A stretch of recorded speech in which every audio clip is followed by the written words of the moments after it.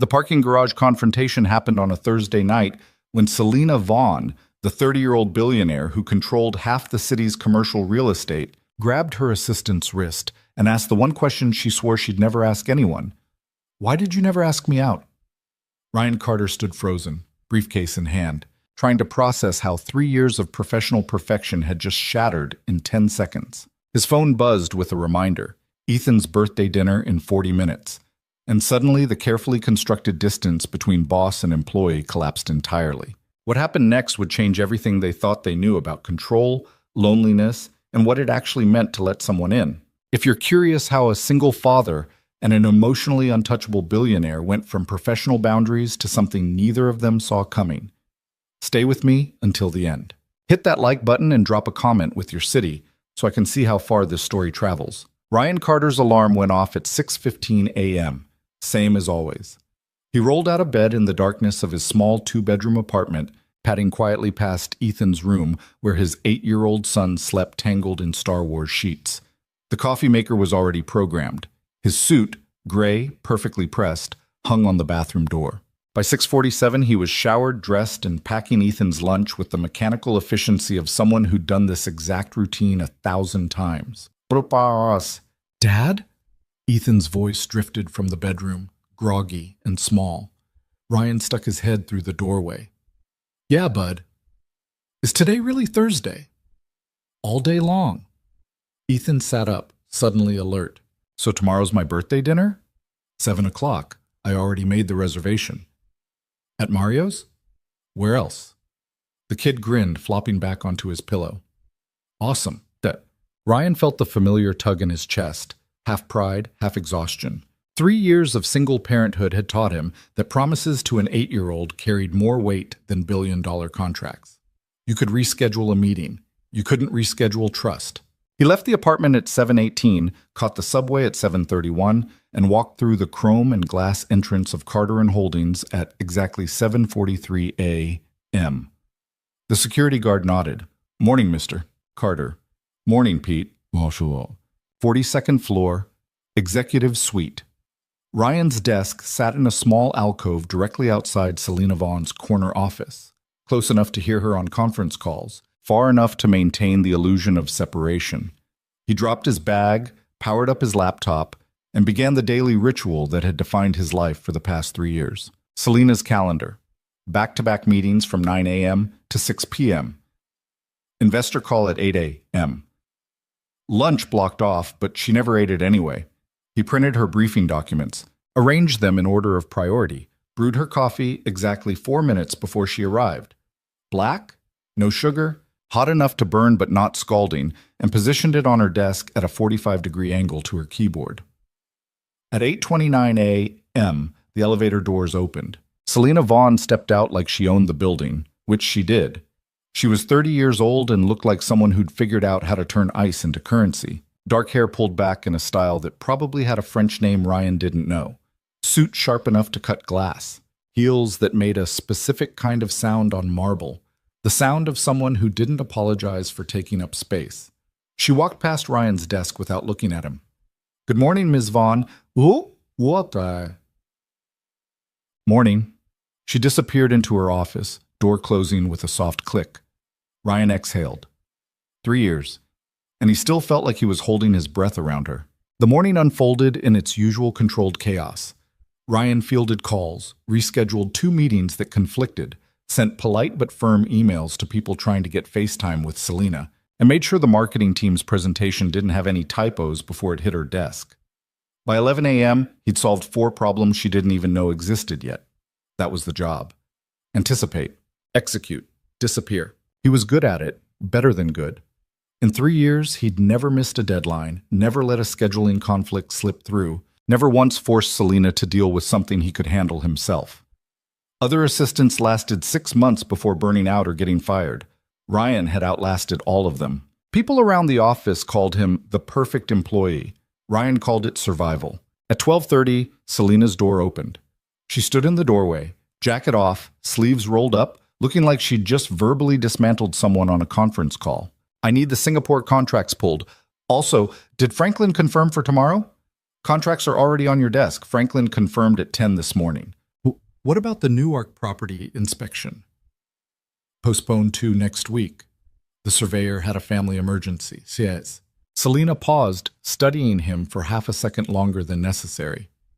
You already rescheduled it. Yes. Without asking me. You were on a call. It needed to happen.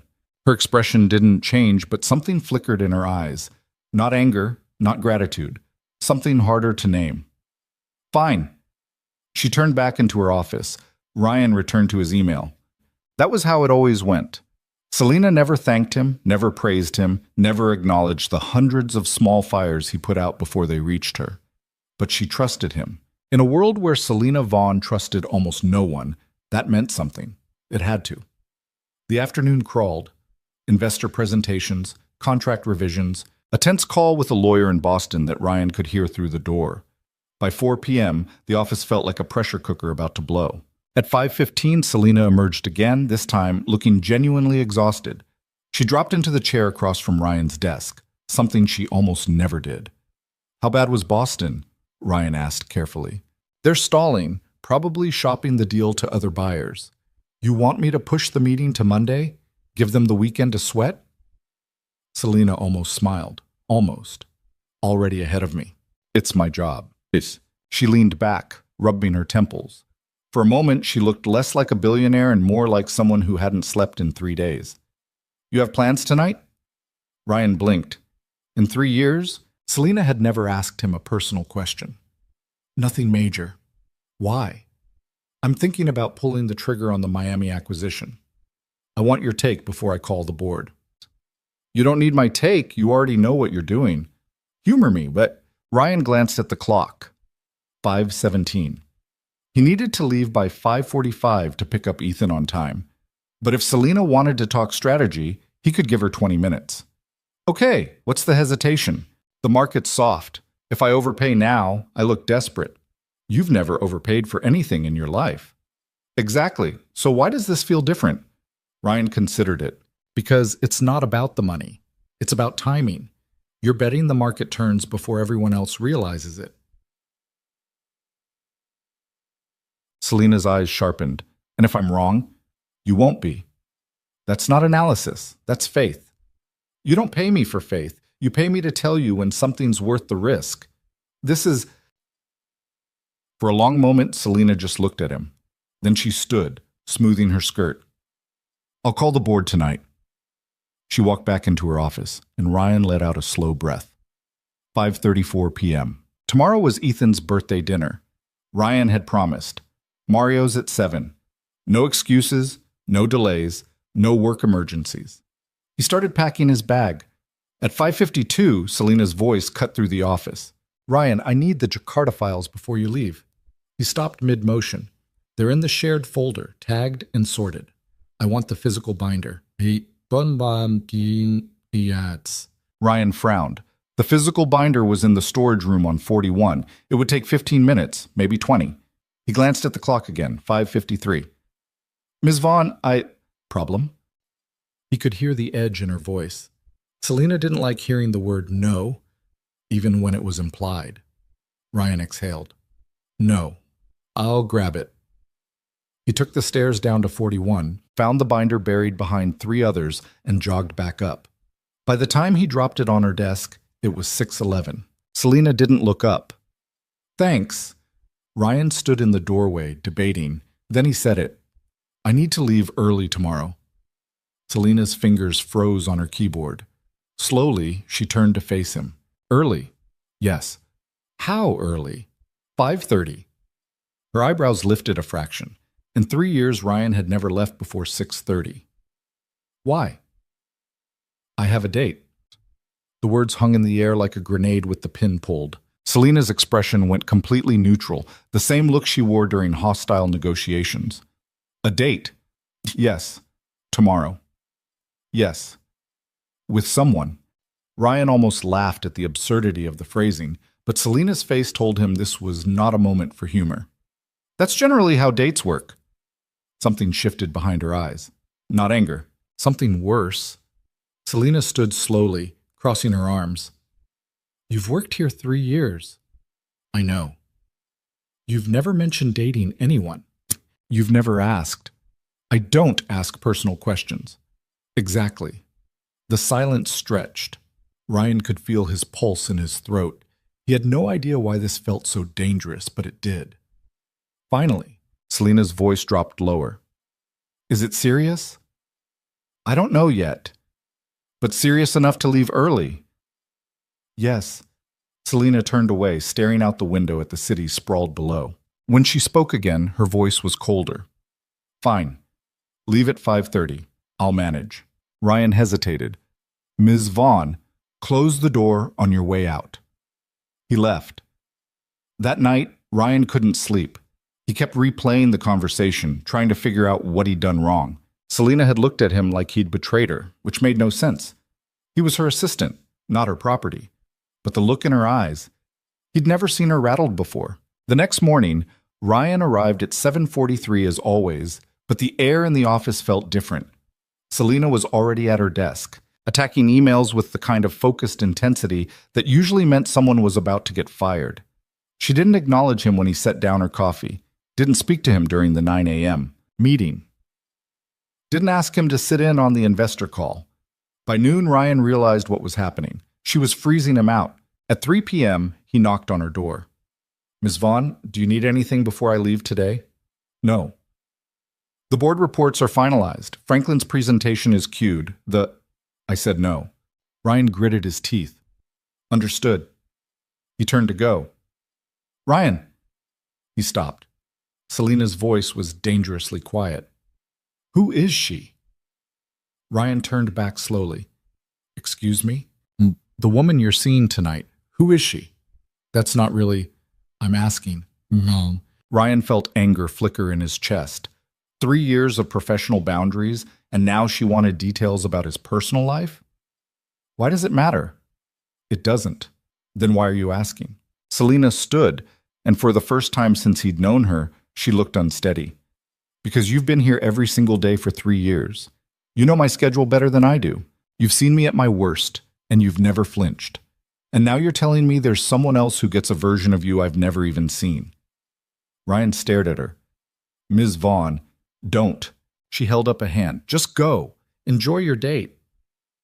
Mom, that's Jim D-san. But Ryan didn't move because suddenly he understood. Selena Vaughn wasn't angry. She was jealous. The realization hit him like cold water. For 3 years, he'd assumed she saw him as nothing more than a highly competent assistant, a tool she used to keep her life running smoothly. But the way she was looking at him right now, with something raw and unguarded flickering behind the ice, she didn't want him to leave. Not the office. Her. Ms. Vaughn, Ryan said carefully, I think we need to talk. There's nothing to talk about. I think there is. Selena's jaw tightened. You're going to be late for your date. I have time. Ryan, why didn't you ever ask me out? The question landed like a slap. Selena's face went pale. What? 3 years, Ryan said quietly. If you wanted something more than professional, why didn't you say so? Because that's not... She stopped, composure cracking. You're my assistant. And you're my boss. So what? So everything. Selena's voice rose. I can't just... People don't what? They don't stay. The words burst out of her, sharp and jagged. Everyone leaves, Ryan. Everyone. Business partners, relationships, family. They all leave the second I stop being useful or profitable or perfect. The only reason you're still here is because I pay you to be. Ryan felt something twist in his chest. You really believe that? It's true. It's not. Then why are you leaving early to see someone else? The vulnerability in her voice nearly broke him. Ryan took a slow breath. Because tomorrow is my son's 8th birthday, and I promised him dinner at his favorite restaurant. Selena froze. The office went silent. Your son, she repeated slowly. Yeah. You have a son. Yeah. You've never mentioned, you never asked. Selena sank back into her chair, looking like she'd been physically struck. You have a son. Ryan nodded. And the date is dinner with Ethan at Mario's Pizza. It's been on the calendar for 2 months. Selena covered her face with her hands. When she finally looked up, her eyes were glassy. I'm an idiot. No. I just accused you of, I thought you were. She laughed bitterly. I'm a complete idiot. Ryan moved closer, perching on the edge of her desk. For what it's worth, I thought you knew. How would I know? You never talk about your personal life. You never ask about personal lives. You made that pretty clear from day one. Selina flinched. That's fair. They sat in silence for a moment. Outside the window, the city hummed with late afternoon traffic. Finally, Selina spoke. What's his name? Ethan. How old? Turning 8 tomorrow. And his mother? Ryan's expression hardened. Not in the picture. Hasn't been for 6 years. I'm sorry. Don't be. We're better off. Selina studied him with new eyes, like she was seeing someone completely different from the man who'd stood outside her office for 3 years. You're a single father. Yeah, and you've been managing my insane schedule while raising a kid alone. Pretty much. How? Ryan shrugged. Same way everyone does. You just figure it out. Selina shook her head slowly. I don't know how you do it. Says the woman who runs a billion-dollar empire. Oh, that's different. That's just money and strategy. You're talking about an actual human who depends on you for everything. He's the easy part, Ryan said honestly. Work is harder. Selina almost smiled. I doubt that. You've never met Ethan? No, she said quietly. I haven't. The implication hung between them. Ryan checked his watch. 5:23. He still had time, but barely. He stood, smoothing his tie. I should go. Yeah. He made it halfway to the door before Selina spoke again. Ryan? He turned. She looked smaller, somehow, less armored. Would you... if it's not too strange. Could I meet him, Ethan? Ryan blinked. You want to meet my son? I want to understand who you are when you're not here. I want to know the person I've been working beside for 3 years, and apparently know nothing about. Ryan considered it. Every instinct told him this was a terrible idea. Mixing personal and professional, letting Selina into the one part of his life that had nothing to do with schedules and investor calls. But the look on her face, vulnerable, uncertain, human. Mario's Pizza. Ryan heard himself say, 7 o'clock. It's a loud, chaotic place full of kids and arcade games. Not your usual scene. I don't care. Ethan's going to ask you 1,000,000 questions. Good. And if you show up, he's going to assume things. About us. Kids do that. Selina stood, meeting his eyes. What if I want him to assume things? Ryan's heart kicked hard against his ribs. Ms. Vaughn. Selina. If I'm meeting your son, you should probably use my actual name. Selina, Ryan said carefully. What are we doing here? Picked. I don't know, she admitted. But I'm tired of pretending I don't care. I'm tired of being alone in a room full of people. And I'm tired of watching the one person who actually sees me walk out the door to a life I know nothing about. Ryan felt the ground shift beneath him. 3 years.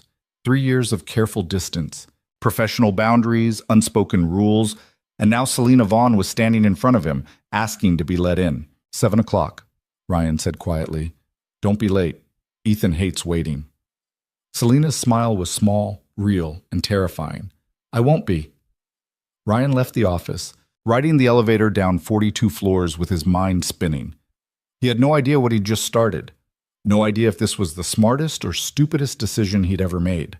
But as he pushed through the lobby doors and into the spring evening, one thought kept circling back.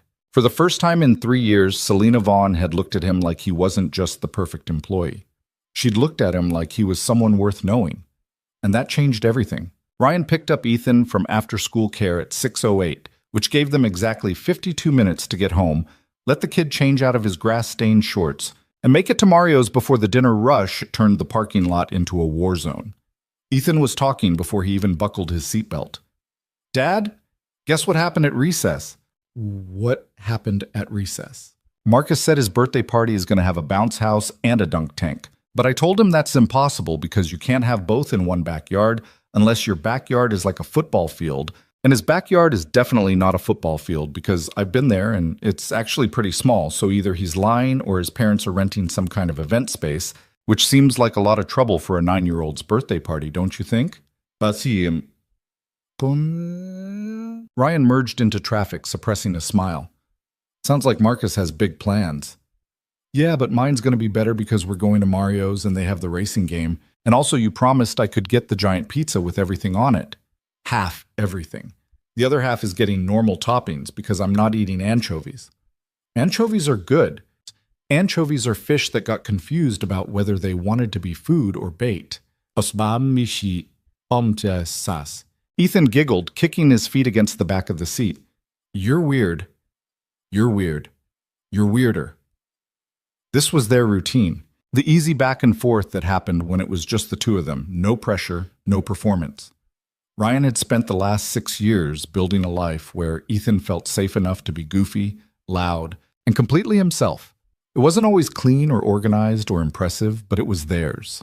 They made it home by 6:34. Ethan bolted upstairs to change while Ryan checked his phone. One missed call from Selena. No voicemail. His stomach tightened. Maybe she'd changed her mind. Maybe the idea of sitting in a loud pizza place with an 8-year-old and his single dad felt too messy, too far outside her carefully controlled world. Maybe his phone buzzed. Selena. I'm here. Is this the right place? There's a guy in a tomato costume outside. Ryan let out a breath he didn't know he'd been holding. Ryan. That's Luigi. He's part of the experience. Selena. He just asked if I wanted a balloon animal. Ryan. Did you say yes? Selena. I said I'd think about it. Ryan smiled despite himself. Dad! Ethan appeared at the top of the stairs wearing a clean shirt and his favorite sneakers, the ones with lights in the heels.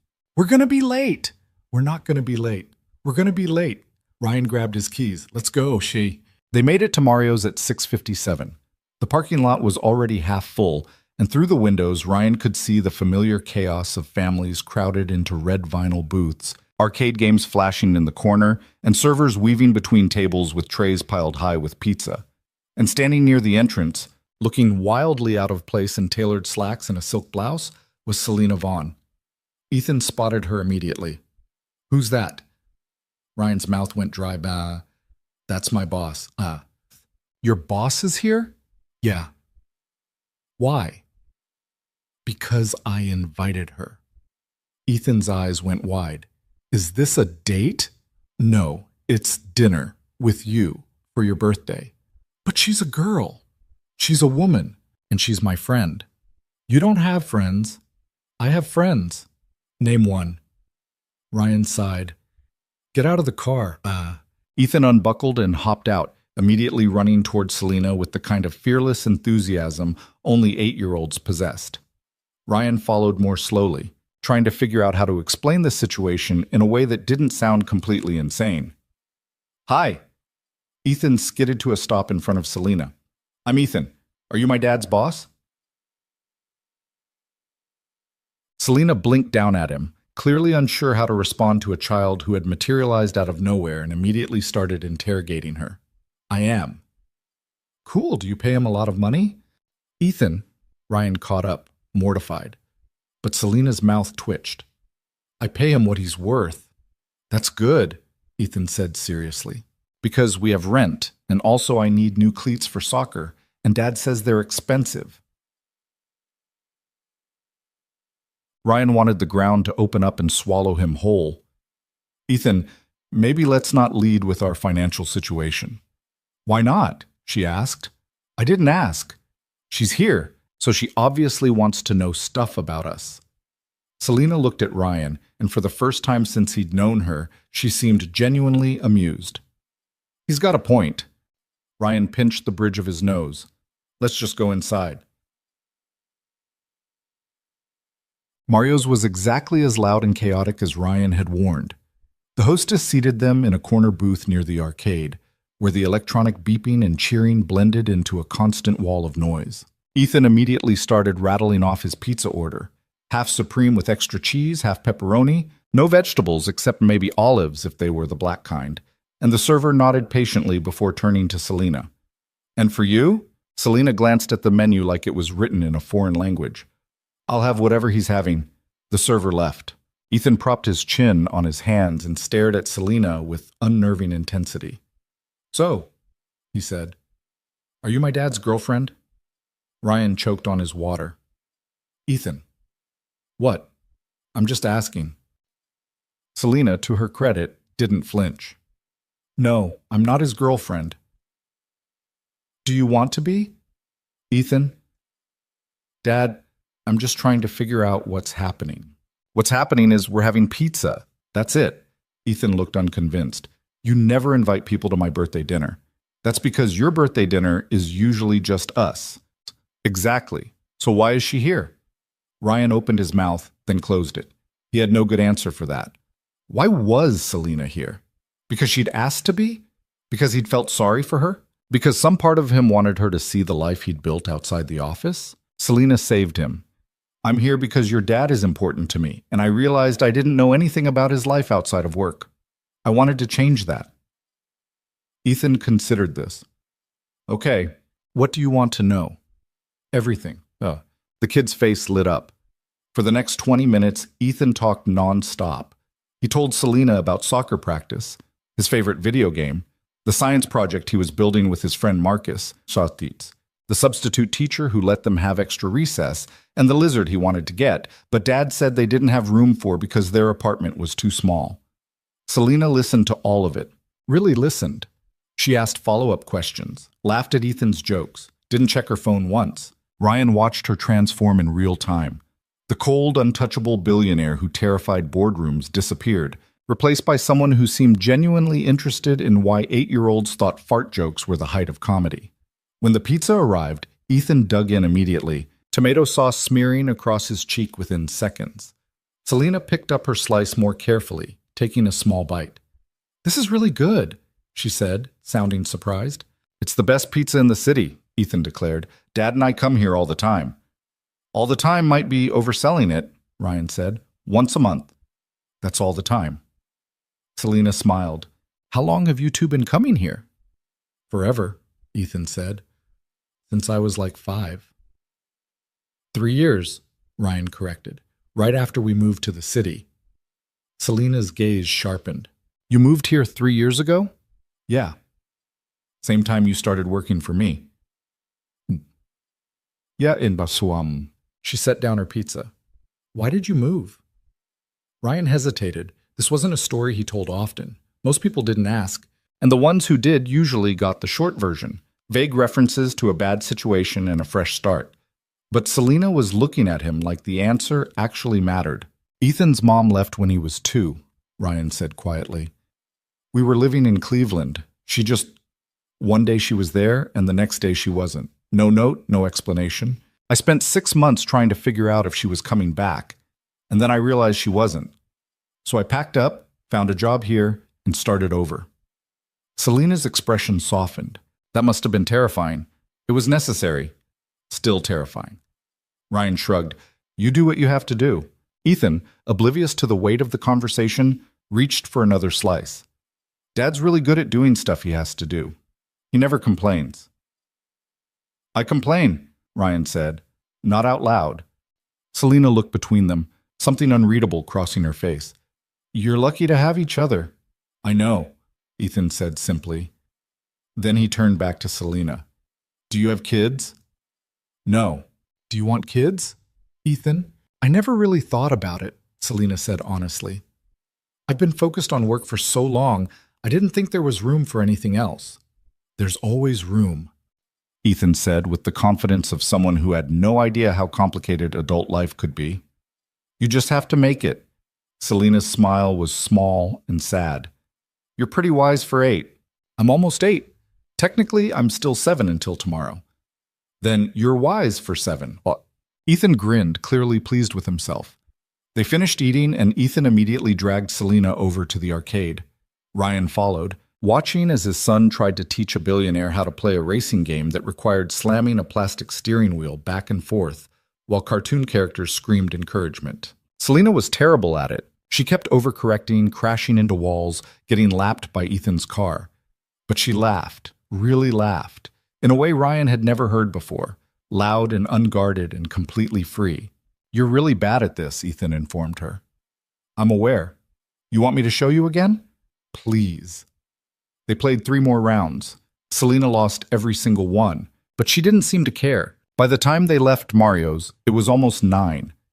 Ethan was buzzing with sugar and birthday excitement, talking a mile a minute about how Selena promised to come to his soccer game next week if Ryan said it was okay. Ryan glanced at Selena as they walked toward the parking lot. You don't have to do that. I want to. It's loud and long, and there's a lot of standing on a field in the sun. Ryan, I sat through a 2-hour investor meeting yesterday where a man spent 40 minutes explaining why his projections were off by 3%. I think I can handle a kid's soccer game. He laughed despite himself. Fair enough. They reached Selena's car, a sleek black sedan that probably cost more than Ryan made in a year. She unlocked it, but didn't get in. Thank you, she said quietly, for letting me crash your dinner. You didn't crash. I invited you. Still, I know this is your time with Ethan. I don't want to intrude. Ryan looked at her, really looked at her. She seemed smaller somehow, less armored than she did in the office, vulnerable in a way that made his chest ache. You weren't intruding, Mosim, he said. Ethan liked you. Yeah? Yeah, he doesn't warm up to people that fast. You made an impression. Selena's smile was uncertain. Good impression or bad impression? Good. Definitely good. She exhaled slowly like she'd been holding her breath. I meant what I said in the office. I'm tired of being alone. Selena, I know this is complicated. I know I'm your boss, and there are 1,000 reasons why this is a terrible idea, but I can't stop thinking about you, about this. She gestured vaguely at the restaurant behind them. About the fact that you've built this entire life that I knew nothing about, and it's real and messy and beautiful, and I want to be part of it. Ryan's heart was hammering. You don't know what you're asking. Then tell me. Being with me means being with Ethan. It means soccer games and school events and late-night homework meltdowns. It means canceled plans because he's sick or needs help with a project. It means he comes first, always, no matter what. I know. Do you? Because I've dated before and it never works. Women say they understand, but then they get frustrated when I can't be spontaneous or when a date gets cut short because Ethan needs me. They want the version of me that doesn't come with a kid attached. All right. Selena stepped closer. I don't want a version of you. I want all of you. The employee who anticipates problems before they happen. The father who packs lunches and shows up to birthday dinners. The man who rebuilt his entire life from scratch because it was necessary. I want to know that person. Oh. Ryan felt something crack open in his chest. I don't know if I can do this. Do what?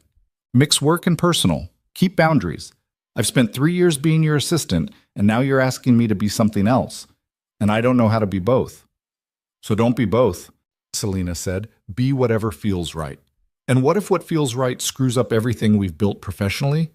Then we'll figure it out. Ryan laughed bitterly. You make it sound simple. It's not simple. It's terrifying, but I'm tired of being afraid. They stood there as the parking lot, the noise from Mario's fading into the background. Ethan was in the car, probably playing a game on Ryan's phone, oblivious to the fact that his father's entire world was shifting. I need time, Ryan said finally, to think about this, to figure out if it's even possible. Okay, and I need you to understand that if we do this, Ethan's happiness comes first. If he gets hurt or confused or feels like he's being pushed aside, I'm out. No discussion. Bo. I wouldn't expect anything less. Ryan searched her face, looking for doubt or hesitation, but all he saw was raw honesty. I'll think about it, he said. Selena nodded. That's all I'm asking. She got into her car and drove away, leaving Ryan standing in the parking lot trying to make sense of what had just happened. When he climbed into his own car, Ethan looked up from the phone. So is she your girlfriend now? No. But she wants to be. It's complicated. Adults always say that when they mean yes, but don't want to admit it. Ryan started the engine. When did you get so smart? I've always been smart. You just don't listen. They drove home in comfortable silence, but Ryan's mind was racing. He kept replaying the conversation, Selena's words echoing in his head. She wanted all of him. The messy, complicated, exhausting reality of being a single father who barely had time to breathe, let alone date. But did he want that? Did he want to let someone into the fragile life he'd built, risk the stability he'd fought so hard to create? By the time they got home, Ryan still didn't have an answer. He tucked Ethan into bed, listened to him ramble about how cool Selena was, and how she promised to learn more about soccer before the game, and then sat alone in the dark living room staring at his phone. He typed out a dozen messages to Selena and deleted every one. Finally, he settled on something simple. Ryan, thank you for tonight. Ethan had a great time. Her response came almost immediately. Selena, so did I. Ryan stared at the screen, fingers hovering over the keyboard. Selena, I meant what I said. I want this. Whatever this is. Ryan, I know. I'm just trying to figure out if I can give you what you're asking for. Selena, I'm not asking for perfection, Ryan. I'm asking for a chance. He set the phone down, exhaling slowly. A chance. That's all it was. A chance to see if the careful distance he'd maintained for 3 years could become something else. A chance to let someone see him fully, not as the perfect employee, but as the flawed, exhausted, trying his best father who sometimes burned dinner and forgot to sign permission slips and had no idea what he was doing half the time. Could Selena handle that? Could he? The next morning, Ryan woke up to 17 missed calls from work. His blood went cold. 17 calls meant something had gone catastrophically wrong. He checked the timestamps. All of them between 2 a.m. and 4 a.m., all from Selena's direct line. He called back immediately. She answered on the first ring. Where have you been? Asleep. What happened? The Jakarta deal fell through. They pulled out at midnight. No warning, no explanation. I've been trying to salvage it for the past 4 hours, but I need the contract files, and you're the only one who knows where everything is. Ryan was already out of bed, pulling on clothes. I'll be there in 30 minutes. Ryan, it's 6 in the morning. I'll be there in 30 minutes. He woke Ethan, explained that he had to go into work early, and called the neighbor who sometimes watched him in emergencies. Mrs. Chen answered groggily but agreed to come over. Ryan left her a 20 on the counter, kissed Ethan on the forehead, and bolted out the door. He made it to the office in 23 minutes. Selena was at her desk, hair pulled back in a messy knot, jacket discarded, looking like she'd been through a war. Her eyes were bloodshot, and there were coffee cups scattered across every surface. Tell me what you need, Ryan said. For the next 6 hours they worked. Ryan pulled files, cross-referenced contracts, drafted emails to lawyers in 3 different time zones. Selena made calls, negotiated extensions, threatened lawsuits, and somehow convinced the Jakarta team to get back on a video conference by noon. By the time the deal was tentatively salvaged, it was almost 3 in the afternoon. Selena slumped back in her chair, rubbing her eyes. I owe you. You don't owe me. This is my job. Martin. Your job doesn't include showing up at 6 in the morning on your son's birthday. Ryan froze. He'd completely forgotten. In the chaos of the Jakarta crisis, Ethan's actual birthday had slipped his mind entirely. I have to go, he said suddenly. Selena looked up. What? I promised Ethan I'd pick him up from school today. It's his birthday. I can't miss it. Ryan, it's 3 o'clock. School doesn't end until 3:15. I know. I have to go. He grabbed his jacket and was halfway to the door when Selena called after him. Ryan. He turned. She was standing now, looking at him with something that might have been admiration or exhaustion or both. You're a good father. I'm trying to be. You are. He left. Ryan made it to Ethan's school at 3:17, 2 minutes late. His son was standing on the curb with his backpack, looking annoyed. You're late, Ethan said. I know. I'm sorry. You said you'd be here at 3:15, Os. I said I'd try to be here at 3:15. That's the same thing. Ryan crouched down to eye level. You're right. I messed up. Work got crazy, and I should have left earlier. I'm sorry. Ethan's expression softened. It's okay. Mrs. Chen said you had an emergency. I did. But that's not an excuse. Today's your day, and I should have been here on time. Did you fix the emergency? Mostly. Then it's fine. Ethan threw his arms around Ryan's neck. Can we get ice cream now? But Ryan laughed, relief flooding through him. Yeah, bud, we can get ice cream. They went to the place down the street that served cones bigger than Ethan's head. Ryan got vanilla. Ethan got something neon blue that was probably 50% food dye, and they sat on the bench outside watching people walk by. Dad? Ethan said around a mouthful of ice cream. Yeah? I like Selena. Ryan's stomach flipped. Yeah? Yeah, she's cool and she's really bad at video games, which is funny. She's bad at a lot of things that aren't work. That's okay. You can teach her. Ryan smiled. Maybe. Are you going to date her? I don't know yet. Why not? Because it's complicated. Ethan rolled his eyes. You keep saying that. Because it's true. But you like her. Yeah, I do.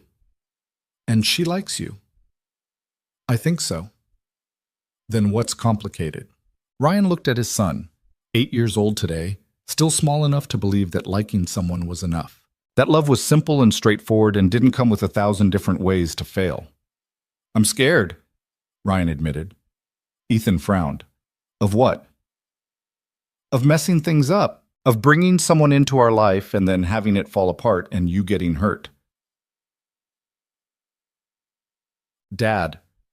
Ethan set down his ice cream, suddenly serious. I'm not going to get hurt just because you date someone. I'll get hurt if you're sad all the time because you're lonely. Ryan's throat tightened. I'm not lonely. Yeah, you are. You think I don't notice, but I do. You're always working or taking care of me, and you never do anything just for you. Selena makes you smile. That's good. Ryan pulled his son into a hug, ice cream and all. When did you get so smart? I keep telling you, I've always been smart. That night after Ethan was asleep and the apartment was quiet, Ryan sent Selena a message. Ryan, let's try this. Slowly. No pressure, no expectations. Just see what happens. Her response came 30 seconds later. Selena. Okay. Ryan. But Ethan comes first, always. Selena. I know. I wouldn't want it any other way. Ryan. And if it doesn't work, we go back to professional. No drama, no weirdness. Selena. Agreed. Ryan. Okay then. Selena. Okay then. He set the phone down, heart racing. He'd just agreed to date his boss. The woman who controlled every aspect of his professional life was now going to be part of his personal life. It was possibly the worst idea he'd ever had. But as he lay in bed staring at the ceiling, Ryan couldn't shake the image of Selena laughing in the arcade, completely unselfconscious and free. Maybe terrible ideas were worth it sometimes. Maybe the risk of falling was better than never jumping at all. The first 2 weeks were awkward as hell. Ryan showed up to work at 7:43 like always, made Selena's coffee at 8:29 like always, and managed her schedule with the same precision he'd maintained for 3 years. But now there was a strange tension humming beneath everything, a constant awareness that the woman sitting 20 feet away had held his hand in the parking lot of a pizza restaurant and told him she wanted more. They didn't talk about it at the office. Selena was all business during the day, firing off instructions and managing crises with her usual cold efficiency. But sometimes Ryan would catch her looking at him when she thought he wasn't paying attention, and the expression on her face was nothing like the icy billionaire everyone else saw. It was softer, uncertain, almost hopeful. Their first real date happened on a Tuesday. Ryan had arranged for Mrs. Chen to watch Ethan after school, which meant he had exactly 3 hours of freedom before he needed to be home for bedtime. Selena suggested dinner at some French place downtown that probably required reservations 6 months in advance, but Ryan steered them toward a Thai restaurant near his apartment instead. This place doesn't exactly scream romance, Selena said, glancing around at the plastic chairs and laminated menus. It's good food, and they don't care if you linger. That's all we need. They ordered too much: pad thai, green curry, spring rolls, mango sticky rice, and spent the first 20 minutes in relative silence, both of them clearly trying to figure out how to act like normal people on a date instead of boss and assistant. Finally, Selena set down her fork. This is weird, right? So weird. I don't know how to talk to you outside of work. Ryan laughed. Yeah, I noticed. You noticed? You've asked me 3 times if I need the Singapore files updated. We're not at the office. I don't care about the Singapore files right now. Selena winced. Sorry. I don't know how to turn it off. Then don't. Just talk to me like a person. You are a person. You know what I mean. She sighed, running a hand through her hair. Okay, fine. Tell me something I don't know about you. Ryan considered it. I used to play guitar. Used to? Haven't touched one in 6 years. Sold it when Ethan was born because we needed the money for diapers. Selena's expression shifted. Do you miss it? Sometimes, but not enough to prioritize it over everything else. That's sad. That's life. It doesn't have to be. Ryan shrugged. When you're raising a kid alone, a lot of things fall by the wayside. Hobbies, friends, sleep. You just get used to it. Selena was quiet for a moment, and when she spoke again, her voice was softer. Do you resent it? Having to give up so much? No. Ethan's the best thing that ever happened to me. No. Ethan's the... Everything else is just noise. Even dating? Ryan met her eyes. Especially dating. Then why are you here with me? Because you asked. And because some part of me is curious about what happens if I actually let someone in. Selena reached across the table, fingers brushing his. I'm terrified I'm going to screw this up. Join the club. No, I mean it. I don't know how to do this. I've spent my entire adult life building walls, and now I'm supposed to just, what? Tear them down because I like you? You don't have to tear them down all at once. We can go slow. I'm not good at slow. Then learn. She smiled, small and genuine. You're bossy when you're not at work. You're human when you're not at work. Is that a compliment? Yeah, it is. They finished dinner and walked back to Ryan's car. The evening air was cool, and the city hummed around them with the kind of easy energy that made everything feel possible. Selena walked close enough that their shoulders brushed, and Ryan found himself hyper-aware of every point of contact. When they reached the car, Selena turned to face him. Can I ask you something? Sure. Why did you say yes? To this? To me? Ryan thought about it. Because you looked at Ethan like he mattered. Most people I've dated either ignore him completely or treat him like an accessory. You actually listened to him. That meant something. Selena's eyes softened. He's a great kid. Yeah, he is. And you're a great father. I'm trying. You're succeeding. Ryan felt something warm unfold in his chest. Thanks. They stood there for a moment, the space between them charged with possibility. Then Selena leaned in and kissed him.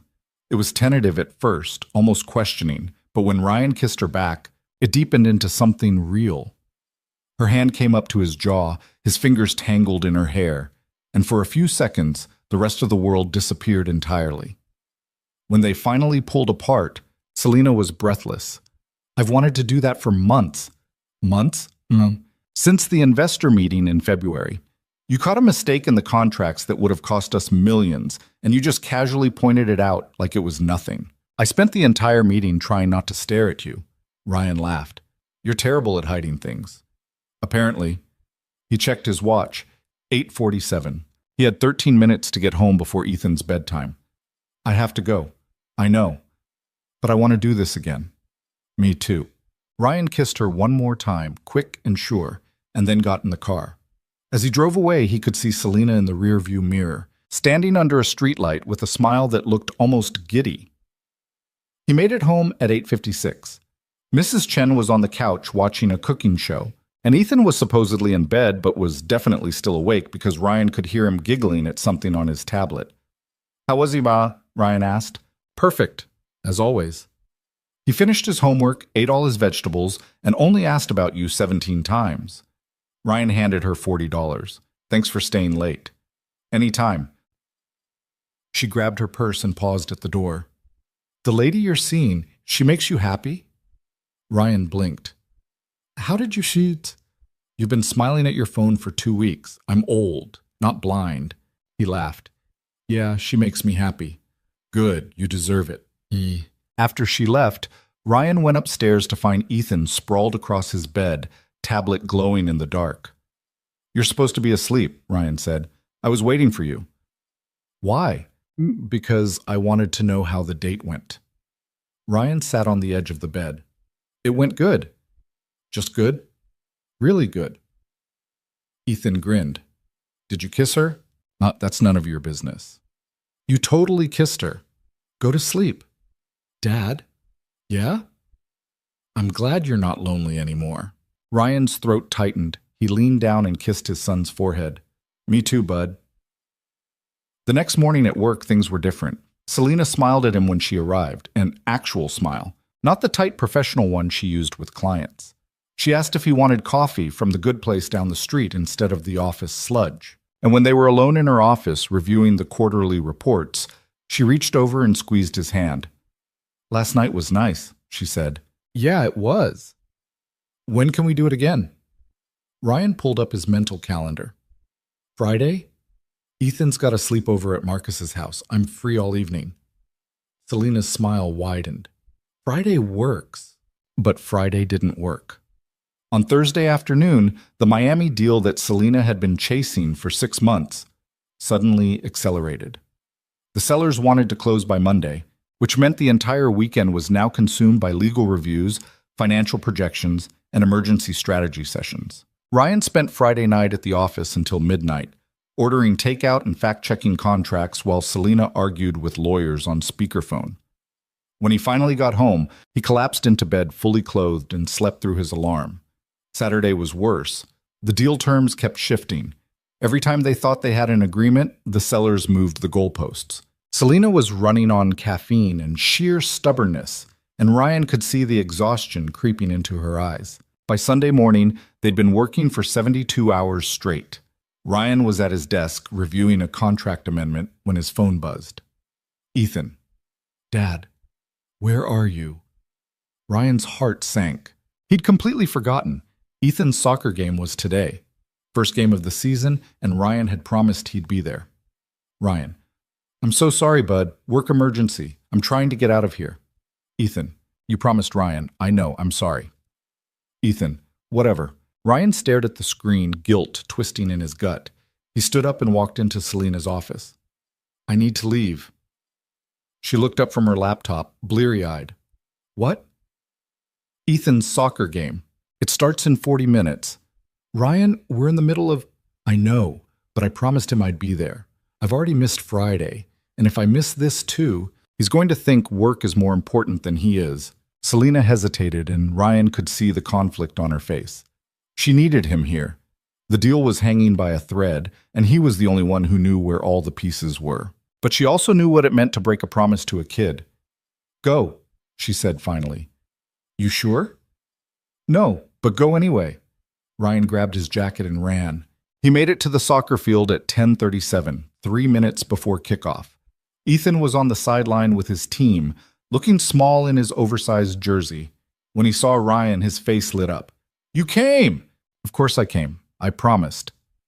I thought you were going to miss it. I almost did, but I'm here.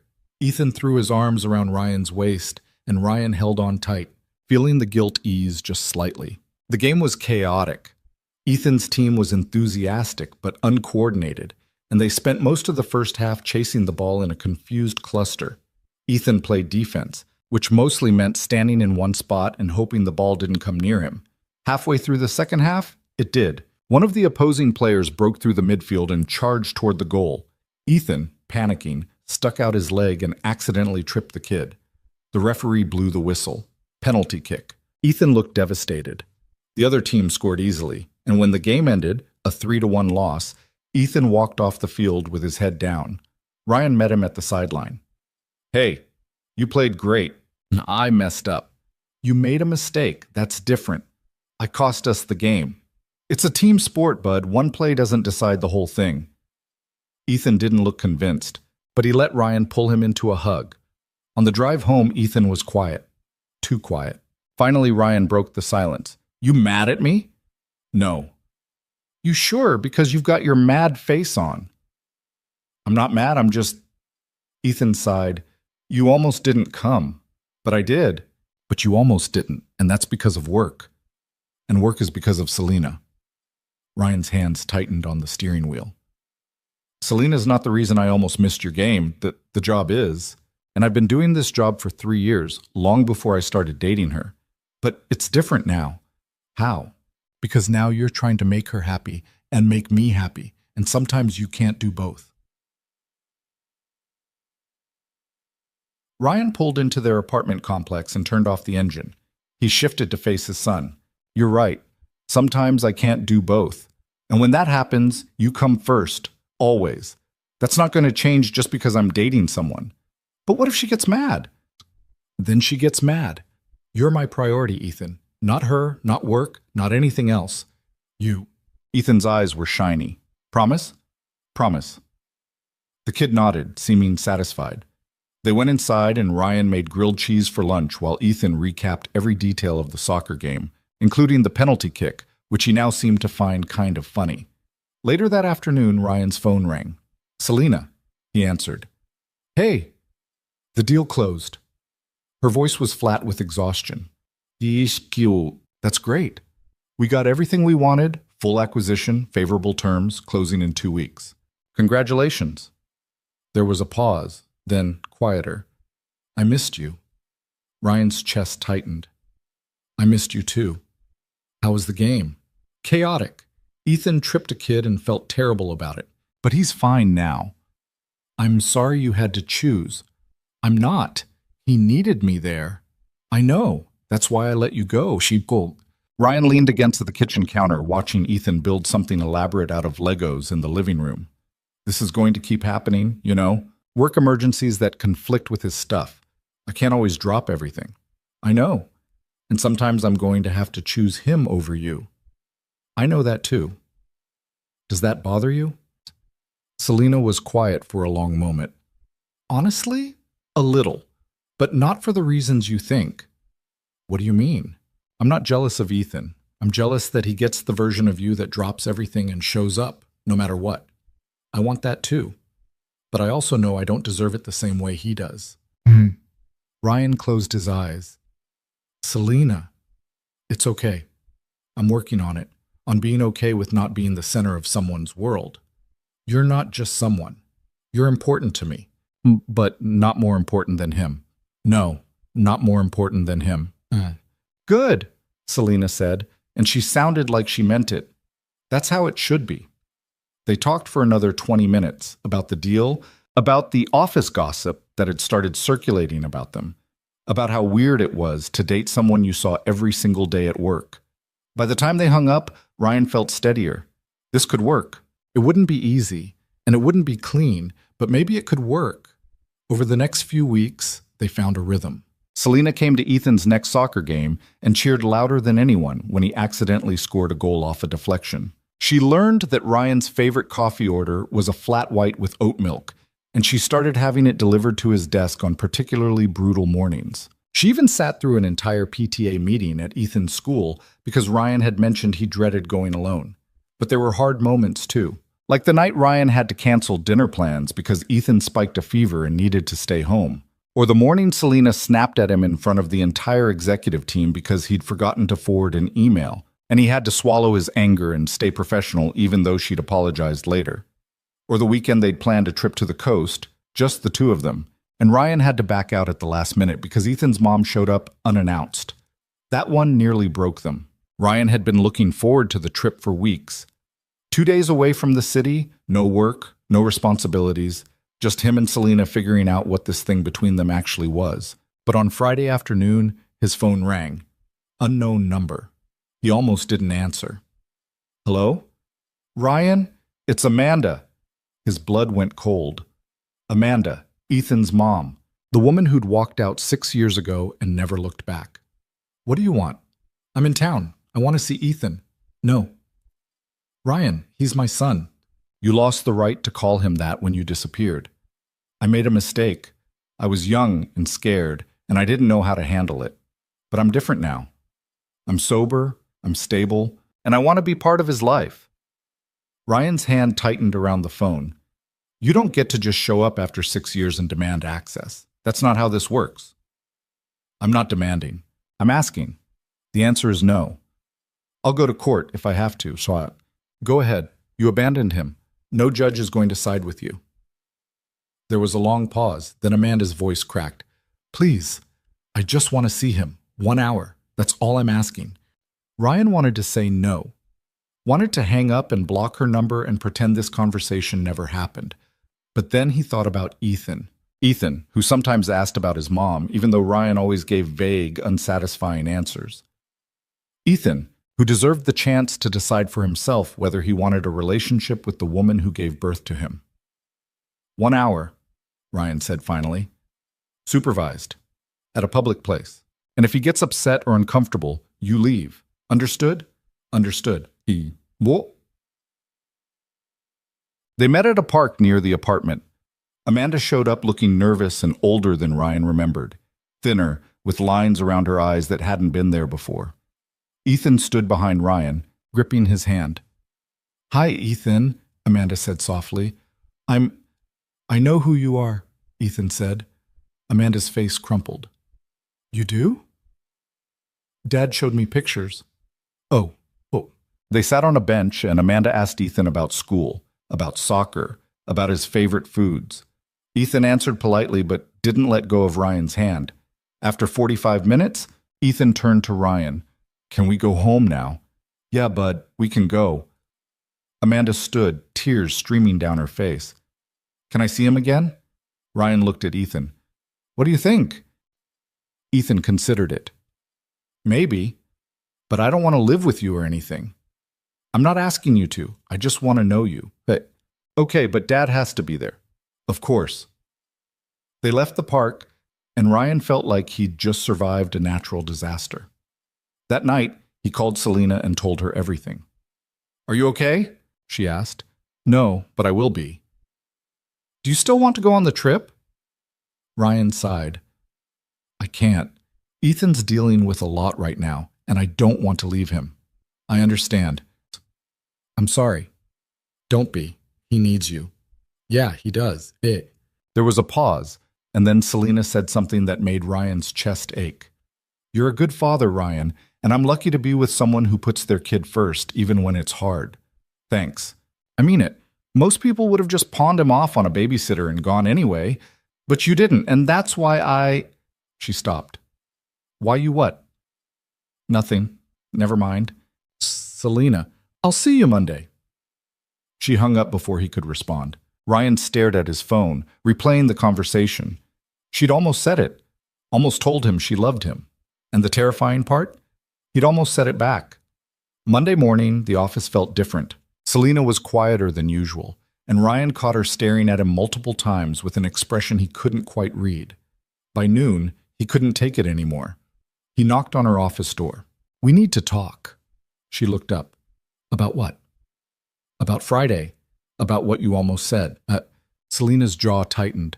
I didn't say anything. But you wanted to. Ryan, I need to know if this is real for you, because it's starting to feel real for me. And if you're not in the same place, I need to know now before this gets even more complicated. Selena stood, crossing her arms defensively. Of course it's real. Then say it. Say what?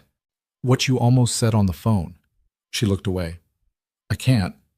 Why not? Well, because if I say it, it becomes real. And if it's real, I can lose it.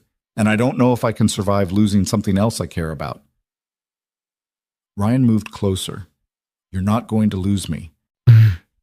You don't know that. Neither do you. But we'll never find out if you keep hiding behind walls. Selena's eyes were glassy. I'm terrified. So am I. Then how are we supposed to do this? Together. Scared and messy and imperfect, but together. And she looked at him for a long moment, and then, so quietly he almost missed it, she said, I love you. Ryan's heart stopped. I love you, she said again, stronger this time. And it's terrifying, and I don't know how to do this, but I love you. Ryan kissed her. Right there in her office, in the middle of the workday, with the door wide open and people walking past in the hallway. He kissed her like she was the only solid thing in a world that wouldn't stop spinning. When they finally pulled apart, Selena was crying. I love you too, Ryan said. And yeah, it's scary, but I'm not going anywhere. Promise? Promise. They stood there holding each other, and for the first time in 3 years, Ryan felt like maybe, just maybe, he'd found something worth the risk. The office found out 2 days later. Ryan wasn't sure how it happened. Maybe someone saw them through the glass walls of Selena's office. Maybe the security cameras caught the kiss. Or maybe people just noticed the way they looked at each other when they thought no one was watching. But by Wednesday afternoon, the gossip was spreading through Carteron Holdings like wildfire. Jennifer from accounting cornered Ryan at the coffee machine. So you and Miss Vaughn, Ryan kept his expression neutral. What about us? Come on, everyone's talking about it. Let them talk. People are saying you've been dating for months, that you've been getting special treatment. Ryan's jaw tightened. I do my job same as always. Nothing's changed, except you're sleeping with the boss. He turned to face her fully, anger simmering beneath his carefully maintained calm. My personal life is none of your business, or anyone else's. Jennifer held up her hands. Hey, I'm not judging. I'm just saying people are going to have opinions. Then they can keep them to themselves. He walked away before he said something he'd regret, but the damage was done. For the rest of the day, he felt eyes on him everywhere he went. Whispers followed him down hallways. People who usually greeted him warmly suddenly looked away. By the time he got home that night, Ryan was exhausted. Ethan was at the kitchen table doing homework, tongue stuck out in concentration as he worked through a math worksheet. He looked up when Ryan walked in. You look bad. Thanks, bud. No, like, really bad. Did something happen? Ryan dropped his bag and collapsed onto the couch. People at work found out about me and Selena. So? So now everyone's got something to say about it. Ethan frowned. Why do they care? Because she's my boss. People think it's weird. Is it weird? Hey, I don't know. Maybe.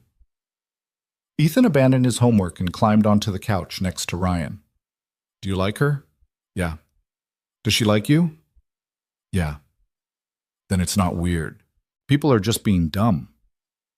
Ryan smiled despite himself. When did you get so wise? I keep telling you, I've always been wise. You just don't listen. That night, Ryan texted Selena. Ryan, people know. Her response came immediately. Selena, I know. HR called me this afternoon. Ryan, what did they say? Selena, that we need to disclose the relationship officially. Fill out paperwork, attend a meeting about workplace conduct, the usual corporate nonsense. Ryan, you okay with that?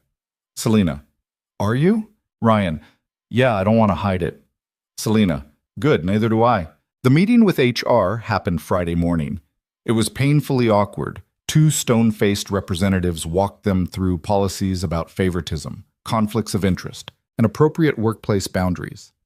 Ryan had to sign a document acknowledging that his relationship with Selena wouldn't affect his job performance or decision-making. Any questions?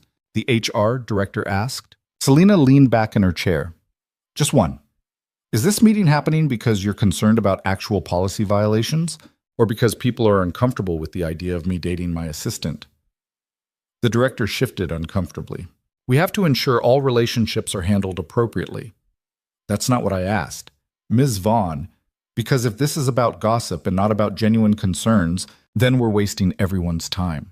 Ryan touched her arm gently. It's fine. We'll do the paperwork. Selena looked like she wanted to argue, but she nodded. They signed the forms, endured another 10 minutes of corporate jargon, and finally escaped back to the 42nd floor. Once they were alone in the elevator, Selena let out a long breath. That was humiliating. It was necessary. They wouldn't have made us do that if I were dating someone from outside the company. Probably not. Yes. So this is happening because of who you are. My employee. Ryan turned to face her. Do you regret it? Telling people? No, but I hate that you're getting judged for it. I can handle judgment. You shouldn't have to. The elevator doors opened. They stepped out into the quiet hallway, and Ryan caught her hand before she could walk away. Selena, I don't care what people think. The only opinions that matter are mine, yours, and Ethan's. Everyone else can deal with it. She squeezed his hand. You make it sound simple. It is simple. We like each other. Everything else is just noise. Selena's smile was small and tired. I wish I had your confidence. You literally run a billion-dollar company. You have plenty of confidence. Not about this. Ryan pulled her closer, lowering his voice. Then trust me. We'll figure it out. She kissed him quickly, just a brush of lips, before pulling away and disappearing into her office. Ryan went back to his desk and tried to focus on work, but his mind kept circling back to the same thought. This was going to get harder before it got easier. The first real test came 2 weeks later. Selena had a major presentation scheduled with a group of potential investors from Singapore. It was the kind of high-stakes meeting that could make or break a deal worth hundreds of millions, and she'd been preparing for weeks. Ryan had helped her rehearse the pitch so many times he could recite it in his sleep. He knew every slide, every data point, every argument she planned to make. The night before the presentation, Selena was a wreck. She called Ryan at 11 p.m., voice tight with anxiety. I can't do this. Yes, you can. What if I forget the numbers? What if they ask something I'm not prepared for? You've never forgotten numbers in your life, and you're always prepared. But what if... Selena, stop. You're spiraling. There was silence on the other end of the line, then quieter. Can you come over? Ryan glanced at the clock. Ethan was asleep, and Mrs. Chen had already gone home for the night. I can't leave Ethan alone. Right, of course. Sorry, I shouldn't have asked. Hey, you're going to be amazing tomorrow. You always are. I don't feel amazing. That's the anxiety talking. Ignore it. Selena laughed weakly. Easier said than done. They talked for another hour, Ryan walking her through the presentation one more time, reminding her of all the times she'd crushed meetings just like this one, grounding her when the panic threatened to take over. By the time they hung up, it was past midnight. Ryan lay in bed staring at the ceiling, wishing he could be there with her, wishing he didn't have to choose between being a father and being a partner. The presentation went perfectly. Selena closed the deal, securing a partnership that would expand Carter & Holdings into 3 new markets. The board was ecstatic. The investors were impressed. And Selena walked out of the conference room looking like she'd just conquered the world. Ryan was waiting outside with coffee and a small box of the expensive chocolates she pretended not to like but always ate anyway. You did it, he said. Selena's smile was radiant. We did it. I didn't do anything. Okay. You talked me off a ledge last night. That counts? She took the coffee and the chocolates, and for a moment they just stood there in the hallway, grinning at each other like idiots. Then Marcus Chen, one of the senior VPs, walked past and muttered just loud enough for them to hear, "Must be nice having the boss's ear." Ryan's smile vanished. Selena's expression went ice cold. Excuse me? Marcus stopped, realizing he'd been overheard. Nothing. Forget it. No, please. Share with the class. Selena, it's fine, Ryan started. It's not fine. She stepped toward Marcus, voice dropping into the dangerous register that usually preceded someone getting fired. You have something to say about my relationship with Ryan. Say it now, to my face. Marcus looked uncomfortable. I just think there's a conflict of interest. He's your assistant. He has access to everything. Your calendar, your files, your strategies. And now he's dating you. It looks bad. It looks bad, Selena repeated slowly. To whom? To everyone. People are talking. Let them talk. It's unprofessional. What's unprofessional is you standing here questioning my judgment and implying that Ryan has somehow manipulated his way into my personal life for professional gain. I didn't say that. Funny. You implied it, and you're wrong. Selena's voice was sharp enough to cut glass. Ryan has been nothing but professional for 3 years. He's earned every bit of trust I've placed in him. And the fact that we're dating doesn't change that. If you have a problem with it, take it up with HR. Otherwise, keep your opinions to yourself. Marcus opened his mouth, thought better of it, and walked away. Ryan exhaled slowly. You didn't have to do that. Yes, I did. Now he's going to think you're playing favorites. I don't care what he thinks. Selena. She turned to face him, eyes blazing. I'm not going to let people talk about you like you're some opportunist who's using me. You're not.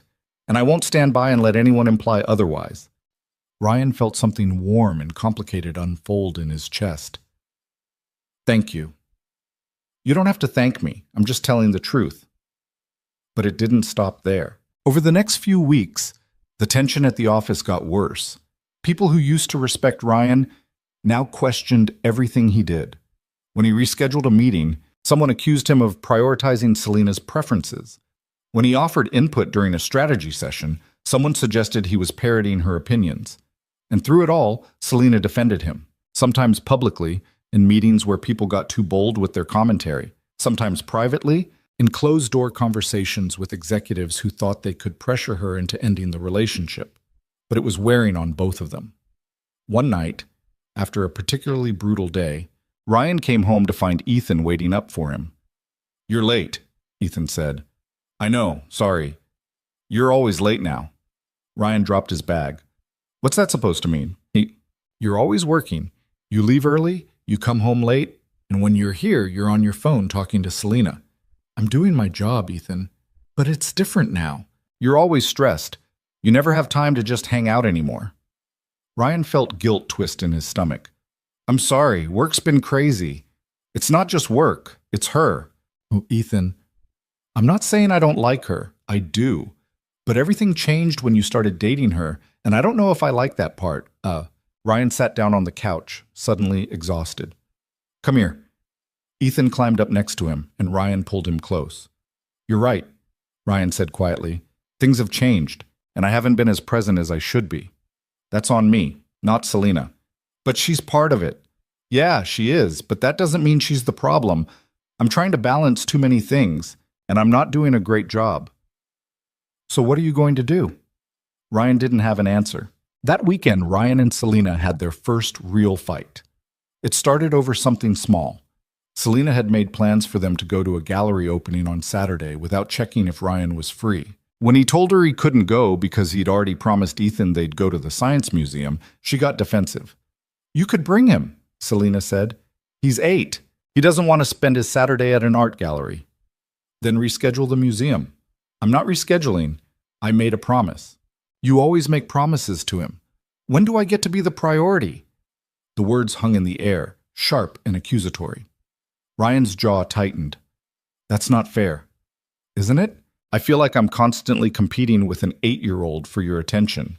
"He's my son, Selena, not some kid I'm babysitting. He's my responsibility." "I know that, but I'm part of your life too now, and I need to feel like I matter." "You do matter, but he comes first. I told you that from the beginning." "I know what you said, but it's different when you're actually living it."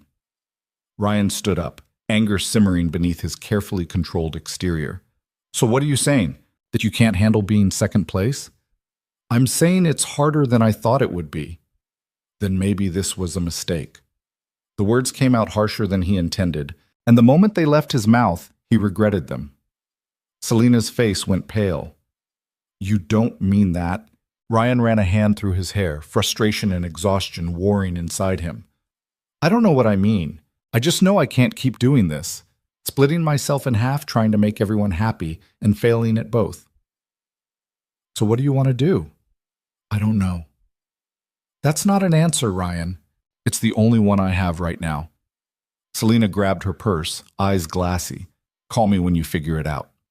She left, and Ryan stood alone in his apartment, feeling like he'd just made the biggest mistake of his life.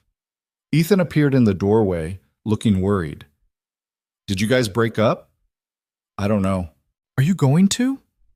"I don't know." Ethan crossed the room and hugged him. "I don't want you to be sad." Ryan held his son tight, throat aching. "I'm not sad. I'm just tired. You should call her and say sorry." "I don't know if sorry is enough." "It's a start." Ryan almost smiled. "When did you get so smart?" "Dad, seriously, you need new material." That night, Ryan couldn't sleep. He kept replaying the fight, trying to figure out where it had gone wrong. Selena was right. He did always prioritize Ethan, but that's what being a parent meant. You didn't get to put yourself first. You didn't get to choose your own happiness over your kids' needs. But Selena was also right that she mattered, that relationships required effort and attention and compromise. And Ryan didn't know how to give her what she needed without shortchanging Ethan. At 2 in the morning, his phone buzzed. "Selena, I'm sorry. I shouldn't have said what I said." Ryan, "I'm sorry too. I didn't mean it was a mistake." Selena, I know this is hard. I'm trying to figure out how to fit into your life without making it harder. Ryan, you're not making it harder. I'm just bad at balancing things. Selena, we both are. Ryan, can we talk? In person. Selena, tomorrow, after Ethan's asleep. Ryan, okay. The next night, Selena came over after Ethan went to bed. She looked as tired as Ryan felt, and when she sat down on the couch, there was a heaviness between them that hadn't been there before. I've been thinking, Selena said quietly, about what you said, about this being a mistake. I didn't mean... Let me finish. She took a breath. I don't think it's a mistake, but I think we've been trying to force this into something it's not ready to be. Ryan's chest tightened. What does that mean? Oh, it means I love you, and I love Ethan, but I don't know how to be the person you need me to be right now. I don't know how to be second place without feeling like I'm being pushed aside. You're not... I know. In my head, I know. But it doesn't always feel that way. And that's my problem to work through, not yours. Ryan reached for her hand. So what do we do? I don't know, but I know I don't want to lose you. You're not going to lose me. Then help me figure this out, because I'm terrified I'm going to screw this up, and I don't know how to stop it. But Ryan pulled her close, and she buried her face in his chest. We'll figure it out, he said quietly, together, one day at a time. Yeshua. Promise? Promise. They sat there for a long time, holding each other in the quiet darkness of Ryan's living room. Outside, the city hummed with its usual nighttime energy, indifferent to the small human drama unfolding inside a modest two-bedroom apartment. But inside, two people who'd spent most of their lives convinced they didn't need anyone were learning how to let each other in. It wasn't easy, it wasn't smooth, but it was real. And sometimes that was enough. The breakthrough came 3 weeks later in the most unexpected way. Ethan's school was doing a parent career day, where kids brought their parents in to talk about their jobs. Ryan had done it the year before, showed up in his work clothes, talked vaguely about helping a businesswoman stay organized, and fielded questions from second graders who wanted to know if he got to play video games at work. This year, Ethan asked if Selena could come too. Both of you? Ryan said, surprised. Yeah, I want to show everyone what you guys do. But Selena's really busy. I don't know if she can take time off. Just ask her. So Ryan asked. And to his surprise, Selena said yes immediately. The morning of career day, they drove to the school together. Selena was nervous in a way Ryan had never seen before, fidgeting with her jacket, checking her reflection in the visor mirror, asking if she looked too formal. You look fine, Ryan said. I look like I'm about to fire someone. You always look like you're about to fire someone. She shot him a look, but there was humor in it. When they walked into Ethan's classroom, 23 third graders stared at them with varying degrees of interest. Ethan beamed from his seat in the front row. The teacher, Miss Rodriguez, smiled warmly. Mr. Carter, welcome back. And you must be Ms. Vaughn. Ethan's told us so much about you. He has. Selena looked genuinely surprised. Oh, yes. He says you're the smartest person in the world and that you run the whole city. Selena laughed, some of the tension easing from her shoulders. I don't run the whole city, just small parts of it. They spent the next hour talking to the kids about what they did. Ryan explained his job in simple terms, keeping track of schedules, solving problems, making sure everything ran smoothly. The kids seemed mildly interested, but not particularly impressed. Then Selena started talking. She told them about starting her company when she was 25 with nothing but a business plan and stubborn determination. She talked about the buildings she'd bought and renovated, the jobs she'd created, the risks she'd taken that sometimes failed spectacularly. She made business sound like an adventure instead of spreadsheets and conference calls. The kids were mesmerized. One girl raised her hand. Are you rich? Selena didn't hesitate. Yes, but that's not the important part. What's the important part? That I built something that matters. That people who work for me can support their families. That buildings that were falling apart are now places where people live and work and feel safe. A boy in the back spoke up. My dad says rich people are mean. Ryan tensed, but Selena just smiled. Some are, she said honestly. Some people get rich and forget where they came from. They stop caring about anyone except themselves. But you don't have to be that way. You can have money and still be kind. You can be successful and still help people. Another hand shot up. Do you have kids? Selena's smile faltered for just a second. No, I don't. Why not? Because I spent a long time thinking I had to choose between having a career and having a family. I thought I couldn't do both. But now? Selena glanced at Ryan, something soft crossing her face. Now I'm learning that maybe I was wrong. After the presentation, while the kids scattered for recess, Ms. Rodriguez pulled them aside. That was wonderful, she said. You two are great together. Ryan blinked. Together? Well, yes. Ethan talks about you both like you're a team. He says Ms. Vaughn comes to his soccer games and helps with homework and makes his dad smile more. Selena looked at Ryan, eyes wide. He said that? Ryan asked. Miss Rodriguez nodded. He's very proud of both of you. It's sweet. On the drive back, neither of them spoke for a long time. Finally, Selena broke the silence. I didn't know he thought of me that way. Neither did I. He said I make you smile more.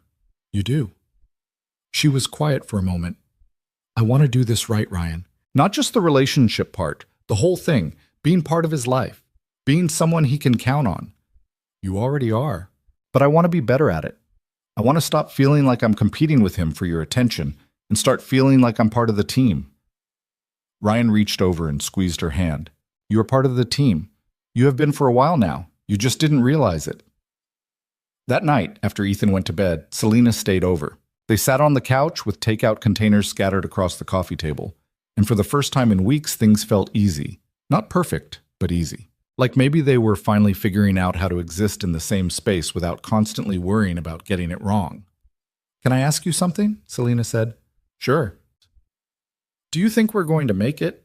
Ryan considered the question. Honestly, I don't know. We're messy and complicated, and we're both terrible at asking for what we need. But I know I want to try. That's not very reassuring. You want me to lie and say it's going to be perfect? No, I want you to tell me the truth. Then the truth is, I love you, and I'm scared, and I have no idea what I'm doing, but I'm here, and I'm not going anywhere unless you tell me to. Selena leaned her head on his shoulder. I'm not telling you to go anywhere. Good. They sat like that for a while, the TV playing something neither of them was watching, the city lights filtering through the windows. Eventually, Selena spoke again. I want to meet her. Ryan stiffened. Who? Amanda, Ethan's mom. Why? Because she's part of his life now. And if I'm going to be part of his life too, I need to understand the whole picture. Ryan pulled back to look at her. You don't have to do that. I know, but I want to. Selena, it's complicated. Everything about us is complicated. I can handle complicated. Ryan thought about it. Amanda had been seeing Ethan once a month for supervised visits, and while the kid didn't seem traumatized, he also didn't seem particularly attached. It was awkward and uncomfortable, and Ryan spent every visit on edge waiting for something to go wrong. But Selena was right. If she was going to be a real part of Ethan's life, she needed to understand all the pieces. Okay, Ryan said finally. Next visit is Saturday. You can come if you want. I want. Saturday came too fast. They met Amanda at the same park as before. She showed up wearing jeans and a sweater, looking less fragile than she had at the first visit, but still uncertain. When she saw Selena, her expression tightened. Who's this? Amanda asked. I'm Selena. I'm Ryan's girlfriend. Amanda's eyes widened. Oh. I wanted to meet you, since we're both going to be part of Ethan's life. Amanda looked at Ryan, clearly thrown. You're dating someone? Yeah. For how long? Few months. And she's already meeting Ethan? Ryan's jaw tightened. That's not really your concern. He's my son.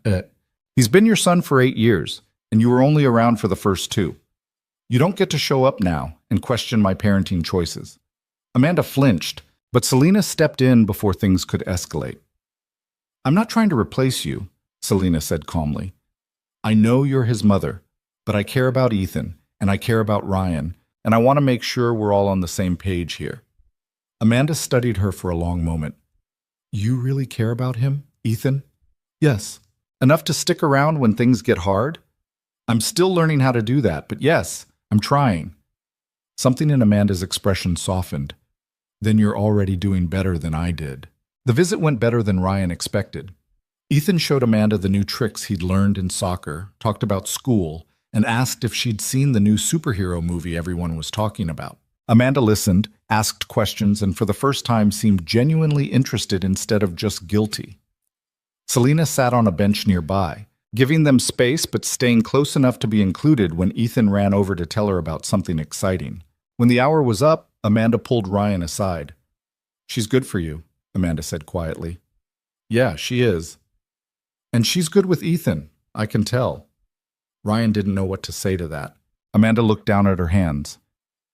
I know I don't get to have opinions about your life anymore, but I'm glad you found someone. You deserve to be happy. So does Ethan. I know, that's why I'm trying. I know I can't undo the past 6 years, but maybe I can be part of his future, even if it's just a small part. Ryan wanted to be angry, wanted to tell her that showing up once a month didn't make up for years of absence. But looking at her now, sober, steady, genuinely trying, he couldn't find the anger anymore. Keep showing up, Ryan said. That's all I'm asking. Just keep showing up. I will. On the drive home, Ethan was quieter than usual. You okay, bud? Ryan asked. Yeah, I'm just thinking. About what? About how weird it is that I have 2 moms now. Selena turned in the passenger seat. I'm not trying to be your mom, Ethan. Your mom is Amanda. I know, but you do mom stuff. You come to my games and help with homework and make sure Dad eats vegetables. Selena laughed. I guess I do. So what does that make you? She thought about it. I'm just someone who cares about you. Is that okay? Ethan nodded. Yeah, that's okay. 2 months later, everything changed again. Selena got an offer to expand Carteron Holdings internationally, a massive opportunity that would require her to spend significant time overseas. London, Singapore, Tokyo. 6 months minimum, possibly longer. She told Ryan about it over dinner at her apartment, and he could see the conflict written all over her face. This is huge, Ryan said. I know. You have to take it. Do I? Selena, this is everything you've been working toward. But it means leaving, for months, and I don't know if we can survive that. Ryan set down his fork. So what are you saying? I'm saying I don't want to choose between my career and you, but it feels like that's what this is. It doesn't have to be. How? You can't exactly pick up and move to London with an 8-year-old. No, but we can figure something out. Like what? Ryan didn't have an answer. The idea of Selena being gone for 6 months made his chest tight, but the idea of her giving up this opportunity because of him felt even worse. They fought about it for weeks. Selena wanted to turn down the expansion. Ryan insisted she take it. They went in circles, both of them too stubborn to back down. Finally, Ethan intervened. He'd been listening to them argue in the living room when he suddenly appeared in the doorway, looking annoyed. You guys are being dumb, he announced. Ethan, Ryan started. No, seriously, you're both acting like this is some impossible problem, but it's not. Selena raised an eyebrow. Okay, genius. What's the solution?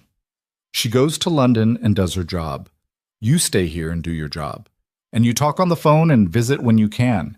People do long distance all the time. It's not that simple, Ryan began. Why not? You love her, she loves you, and you both want this to work. So you make it work. It's not going to be perfect, but nothing ever is. Ryan stared at his son, stunned. Selena looked like she might cry. When did you get so smart? Ethan rolled his eyes. I keep telling you people, I've always been smart. After he went back to his room, Ryan and Selena sat in silence. He's right, Selena said finally. Yeah, he is. I don't want to leave you. I don't want you to go. But I want you to do this. I want you to take the job and build your empire and be everything you're capable of being. Even if it means being apart, even then.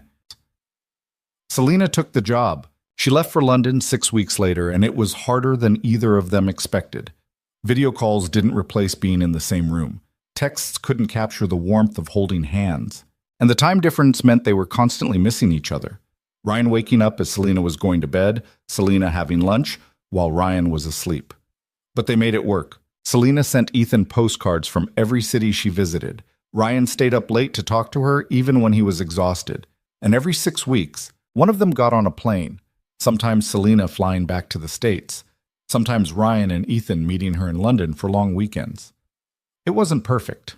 There were missed calls and canceled plans and nights when the loneliness felt overwhelming. But they didn't give up. 6 months turned into 8, then 10, and then finally, Selena came home.